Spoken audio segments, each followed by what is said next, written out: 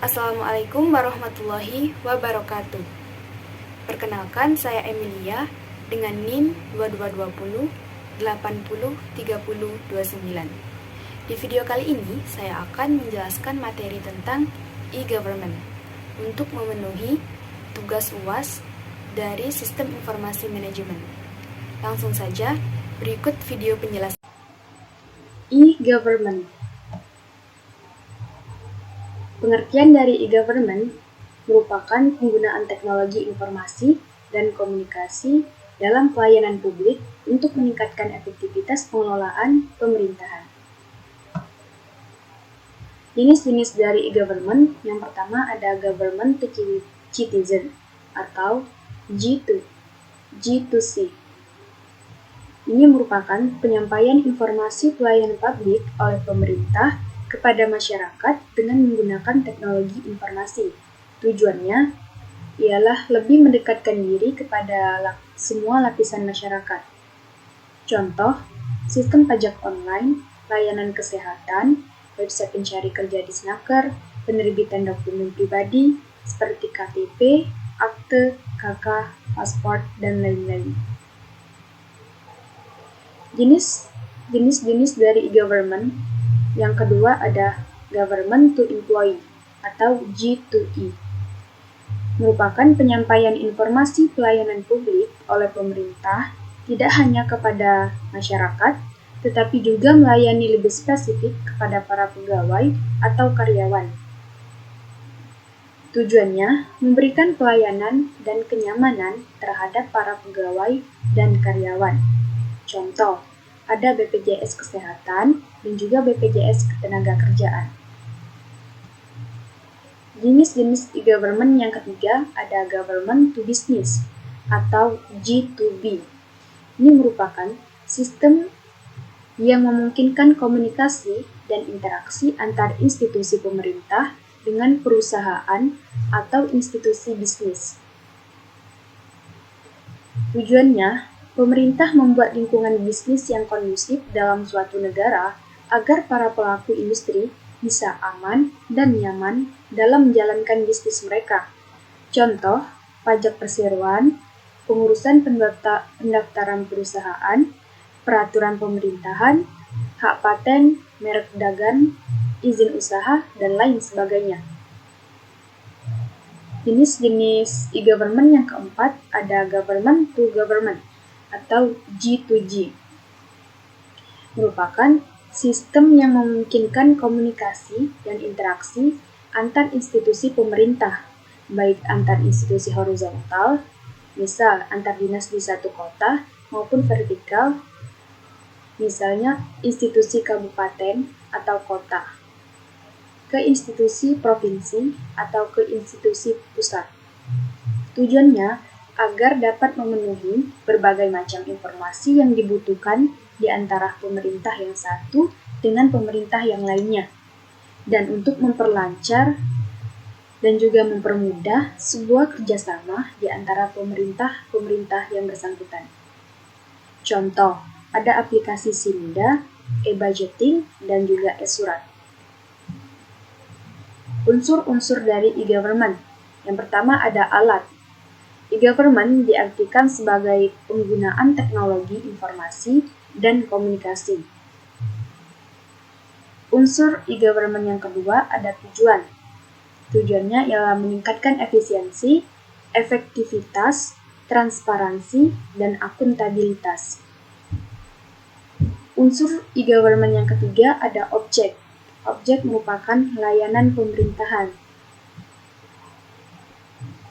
Tingkatan layanan e-government. Tingkatan layanan e-government yang pertama ada transaksi. Ini merupakan layanan pencarian informasi, pembelian produk, dan pengisian formular untuk diproses. Yang kedua ada interaksi. Merupakan layanan pencarian dan pengambilan informasi berdasarkan kriteria.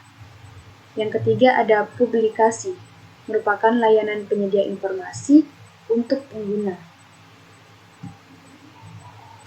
Tujuan dari e-government, yang pertama, meningkatkan kualitas layanan masyarakat terutama dalam hal mempercepat proses dan mempermudah akses interaksi masyarakat. Yang kedua, meningkatkan transparansi pemerintah dengan memperbanyak akses informasi publik. Yang ketiga, meningkatkan pertanggungjawaban pemerintah dengan menyediakan lebih banyak pelayanan dan informasi, serta menyediakan kanal akses baru pada masyarakat.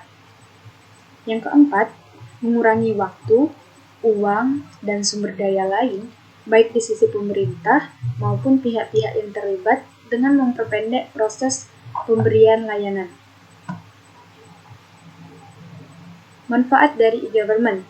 Yang pertama, memperbaiki kualitas pelayanan pemerintah kepada stakeholder-nya, seperti masyarakat, kalangan bisnis, dan industri, terutama dalam hal kinerja, efektivitas, dan efisiensi di berbagai bidang kehidupan bernegara. Yang kedua, mengurangi secara signifikan total biaya administrasi, relasi, dan interaksi yang dikeluarkan pemerintah maupun stakeholder-nya untuk keperluan aktivitas sehari-hari. Kemudian memberikan peluang bagi pemerintah untuk mendapatkan sumber-sumber pendapatan baru melalui interaksinya dengan pihak-pihak yang berkepentingan. Yang keempat, menciptakan suatu lingkungan masyarakat baru yang dapat secara cepat dan tepat menjawab berbagai permasalahan yang dihadapi sejalan dengan berbagai perubahan global dan tren yang ada. Strategi pengembangan e-government. Menurut Indrajit tahun 2002, strategi pengembangan e-government dapat dilakukan dengan langkah-langkah sebagai berikut. Yang pertama, pembangunan infrastruktur dan akses jaringan komunikasi data yang memadai. Kemudian pengembangan sumber daya manusia untuk mengelola e-government. Kemudian yang ketiga, pengembangan basis data atau database dan basis pengetahuan pendukung e-government. Yang keempat, pengembangan organisasi dan tata kerja yang mendukung e-government. Yang kelima, pembuatan aturan perundangan dan kebijakan yang diperlukan untuk mendukung e-government di daerah masing-masing. Yang keenam, pemeliharaan dan perawatan perangkat lunak dan keras.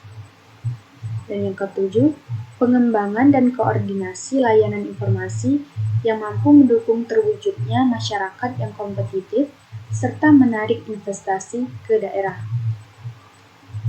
Kelebihan dari e-government salah satunya ialah untuk memperbaiki kualitas layanan dari pemerintah kepada semua pihak yang membutuhkan hubungan dengan pemerintahan.